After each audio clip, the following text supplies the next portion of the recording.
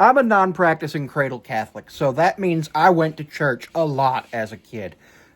Basically, every Sunday we went to church. We'd go to Easter Mass, we'd go to Christmas Mass.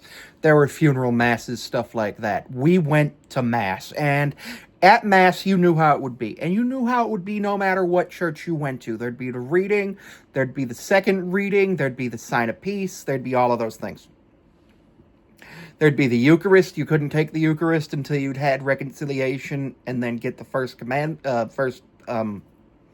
communion, which was a big thing that you celebrated. You took pictures. It was a whole thing. And I am no longer Catholic. I'm a Hellenic polytheist. And unfortunately, I have noticed that there are other people who are Christian or ex-Christian who have decided to deconstruct Christianity, go through reading the Bible, and have gone through and decided that the best thing to do now that they're no longer Christian is to hate Christians, hate Jewish people, hate Muslims, because they hate the God of Abraham, Isaac, and Jacob. Because they think that Adonai, or the God of Abraham, Isaac, and Jacob, is evil. Which, did the God of Abraham, Isaac, and Jacob do evil things in the Old and New Testament? Yes. Is it anti-Semitic to say that the God of the Old Testament is evil? Yes. Now remember, the God of the Old Testament, New Testament, Mormons, and of Muslims is the same God. The same God. The Tetragrammaton is how his name is shown. If you're reading the Bible, it will be God or Lord, all capitals. Often it'll read, I am the Lord your God. Many verses in the Bible end with, I am the Lord your God.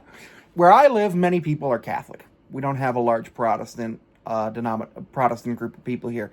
And it's just because of the way immigration worked. A lot of Irish Catholics immigrated here between 1850 and 1950.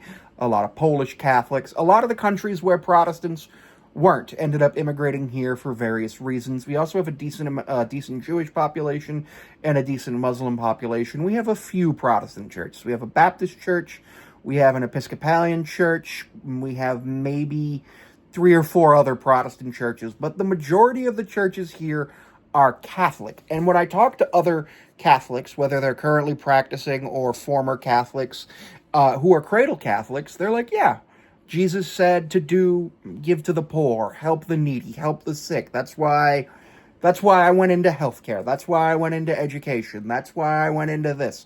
Because the biggest thing for Catholics for salvation is faith and good works. Protestants don't believe in good works in the same way that Catholics do. For a Protestant, you just need faith in Jesus Christ for salvation. Even though Jesus himself realistically said that the way to the Father is through me.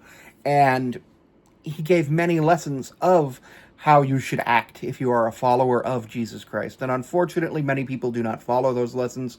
Many people have decided that, no, I want to be rich, even though it's easier for a camel to go through the eye of a needle than for a rich man to enter the kingdom of God. Many people say that you're an enemy of Christ if X, Y, Z.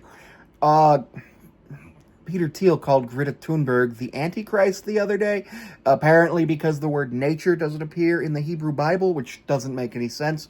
I don't feel like flipping through the entire Hebrew Bible right now to find out if nature does occur there in... Obviously, it doesn't occur in Hebrew because the word nature is an English word. But there's this thing, this very natural thing that God had for humanity at the beginning called the Garden of Eden. That's nature. So I'm very concerned. But when Catholics deconstruct Christianity, they become just left-leaning, non-religious people. When Protestants deconstruct Christianity, they often become right-wingers, and it's really weird. And I do not understand it, but this is not an experience only I have noticed.